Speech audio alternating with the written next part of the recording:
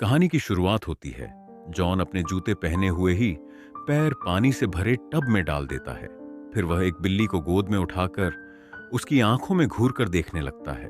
कुछ ही पलों में उसके पैरों के नीचे का पानी उबलने लगता है। तेज बुलबुले उठने लगते हैं और बिल्ली की आंखों की पुतलियां धीरे धीरे सिकुड़ने लगती हैं। अगले ही पल जॉन सीधे नरक में पहुंच जाता है। चारों तरफ जलती हुई आग, टूटी हुई इमारतें और चीखती आत्माएं। यह जगह बेहद खतरनाक थी। जॉन मृत लड़की की निशानी निकालकर दिशा तय करता है। उसे पता था कि यहां एक पल की भी देर मौत बन सकती है। जैसे जैसे वह आगे बढ़ता है, चारों तरफ मौजूद दैत्य हरकत में आने लगते हैं। आखिरकार उसे वह लड़की दिखाई देती है। जॉन पूरी ताकत से उसकी ओर दौड़ता है, लेकिन तभी लड़की छलांग लगते वक्त उसका पूरा शरीर जल चुका होता है। धुआं निकल रहा होता है और वह दर्द से तड़प रहा होता है। वह कलाई की वह पट्टी एंजेला को सौंपता है और उसे यकीन दिलाता है कि उसकी बहन इसाबेल सच में आत्महत्या करके नरक पहुंची थी। लेकिन एंजेला अब भी पूरी तरह यकीन नहीं कर पाती। जॉन अभी बेहद कमजोर हो चुका होता है, इसलिए वह एक पादरी को जांच के लिए भेजता है। पादरी चुपके से मुर्दा घर में घुसता है और इसाबेल की लाश तक पहुंच जाता है। वह अपनी विद्या से उसकी मौत की सच्चाई देखने की कोशिश करता है। जैसे ही वह लाश की कलाई को छूता है, उसकी आंखें पलटने लगती हैं और दिमाग से काला धुआं हो निकलने लगता है। अचानक एक रोंगटे खड़े कर देने वाली दैत्य की चीख गूंजती है और लाश की कलाई पर एक रहस्यमय निशान उभर आता है। पादरी डर के मारे जमीन पर गिर पड़ता है। वह डर से शराब पीना चाहता है, लेकिन चाहे जितनी बोतल खोलता है, एक बूंद भी बाहर नहीं गिरती। वह किसी तरह एक दुकान में घुसता है और एक के बाद एक बोतल खोलता है, लेकिन शराब की एक बूंद भी नहीं निकलती। तब उसे समझ आ जाता है उसकी मौत करीब है। आखिरी ताकत लगाकर वह एक ओपनर से अपनी हथेली पर निशान बना देता है ताकि जॉन तक सच पहुंच सके। जब जॉन वहां पहुंचता है तो पादरी की लाश जमीन पर पड़ी होती है। जॉन उसकी हथेली पर बने निशान को देखता है, आइस से खून साफ करता है और फिर उस पर ढक्कन रखता है। तभी एक रहस्यमय प्रतीक उभरकर सामने आता है। जॉन तुरंत अपने दोस्त बीमन को फोन करता है। बीमन नरक की बाइबल में इस निशान का मतलब खोज निकालता है। वह बताता है यह निशान शैतान के बेटे मैमन का है। मैमन अपने पिता के नियमों से बंधना नहीं चाहता। वह धरती पर अपना राज स्थापित करना चाहता है, लेकिन एक शुद्ध दैत्य को धरती पर आने के लिए किसी बेहद शक्तिशाली इंसान की जरूरत होती है, और वह इंसान थी इसाबेल। इतना बताते ही अचानक बीमन की आंख से एक मक्खी बाहर निकल जाती है और उसी पल बीमन मर जाता है। जॉन को खतरे का आभास हो जाता है और वह एंजेला से गाड़ी तेज चलाने को कहता है, लेकिन जब वे पहुंचते हैं तो बीमन की लाश पहले से पड़ी होती है। अब एंजेला सारा सच बता देती है।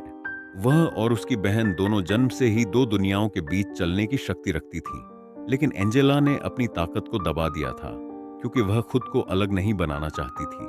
समय के साथ उसकी यह शक्ति सच में खत्म हो गई।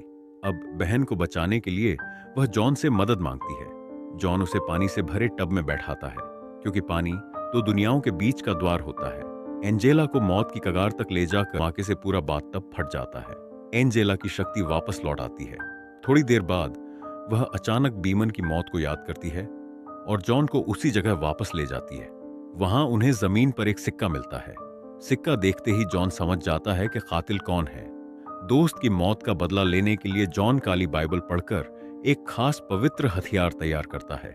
बहुत जल्द एक सोने की चमचमाती पवित्र बंदूक बनकर तैयार हो जाती है। जॉन अब सिर्फ एक इंसान नहीं रह गया था, वह बन चुका था दुनिया का सबसे खतरनाक तांत्रिक योद्धा। हवा में टांग देता है। जॉन आखिरी सांसों में अपने पास छुपाया हुआ आखिरी हथियार निकालता है, सोने की अग्नि। सिर्फ एक वार में वह दैत्य को चूर चूर कर देता है। जॉन अपने हाथ की नस काट लेता है और उसका खून तेजी से गिरने लगता है।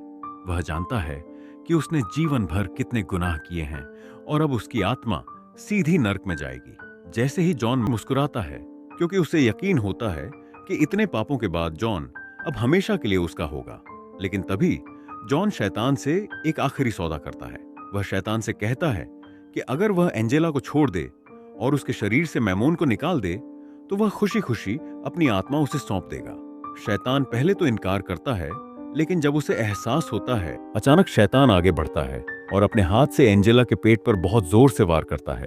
उसी पल मैमोन चीखता हुआ एंजेला के शरीर से बाहर खींचकर नर्क में घसीट लिया जाता है। धरती एक बार फिर शांत हो जाती है। एंजेला बेहोश होकर गिर पड़ती है, लेकिन उसकी जान बच जाती है।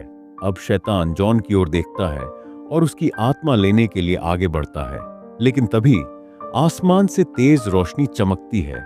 ईश्वर के दूत उतरते हैं और जॉन की आत्मा को नर्क में जाने से रोक लेते हैं। जैसे जैसे जॉन की जिंदगी खत्म होने के करीब पहुंचती जाती है, वैसे वैसे वह शैतान, जिसने कहा था कि वह खुद उसकी आत्मा लेने आएगा, धरती पर उतरने लगता है। शैतान सामने आकर अजीब ढंग से नाचते हुए अपनी मौजूदगी जताता है। सामने खुद नर्क का राजा बैठा है, फिर भी जॉन बिल्कुल शांत रहता है। वह अपना लाइटर निकालता है, लेकिन उसकी कलाई इतनी गहराई से कट चुकी होती है कि उसके हाथों में ताकत ही नहीं बचती और वह लाइटर तक नहीं जला पाता। यही इस फिल्म का सबसे यादगार दृश्य बन जाता है। इसके बाद जॉन शैतान को बताता है कि उसका बेटा मैमोन इस समय बगल वाले कमरे में मौजूद है और वह गैब्रियल के साथ मिलकर धरती पर आने वाला है। शुरू में शैतान को लगता है कि जॉन सिर्फ चालाकी कर रहा है, लेकिन जैसे ही उसे पता चलता है कि भाग्य का भाला भी उन्हीं के पास है, उसे खतरे की गंभीरता समझ में आ जाती है। वह गुस्से में कांच तोड़ देता है और देखता है कि गैब्रियल मैमोन को मुक्त करने ही वाला है। वह फौरन एंजेला को उठाता है और रुका हुआ समय दोबारा चलने लगता है। अपनी दिव्य शक्ति के घमंड में गैब्रियल शैतान पर हमला कर देता है, लेकिन जैसे ही उसका मुक्का शैतान के चेहरे तक पहुंचता है, वह हवा में ही रुक जाता है। शैतान पहले अपने बेटे मैमोन को वापस नर्क में फेंक देता है और फिर एक ही झटके में गैब्रियल की सारी ताकत खत्म कर देता है। सब कुछ खत्म होने के बाद अब शैतान जॉन को नर्क ले जाने के लिए आगे बढ़ता है। तभी जॉन उससे एक आखिरी शर्त रखता है।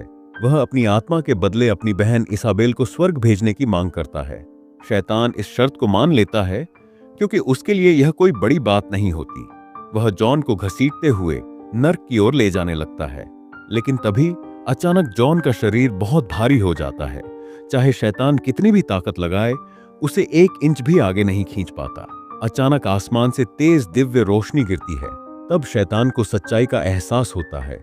जॉन के इस त्याग ने उसे स्वर्ग जाने का अधिकार दिला। तुरंत जॉन के पीछे दौड़ता है, उसका कपड़ा फाड़कर दोनों हाथ उसके फेफड़ों में डाल देता है और एक ही झटके में उसका फेफड़ों का कैंसर ठीक कर देता है, ताकि जॉन जिंदा रहे और स्वर्ग न जा सके। उधर एंजेला की आंखें खुल जाती हैं और यह भयानक सपना हमेशा के लिए खत्म हो जाता है। इस पूरी घटना के बाद जॉन हमेशा के लिए सिगरेट छोड़ देता है और सिगरेट की जगह हाथ में बस एक साधारण लॉलीपॉप ले लेता है।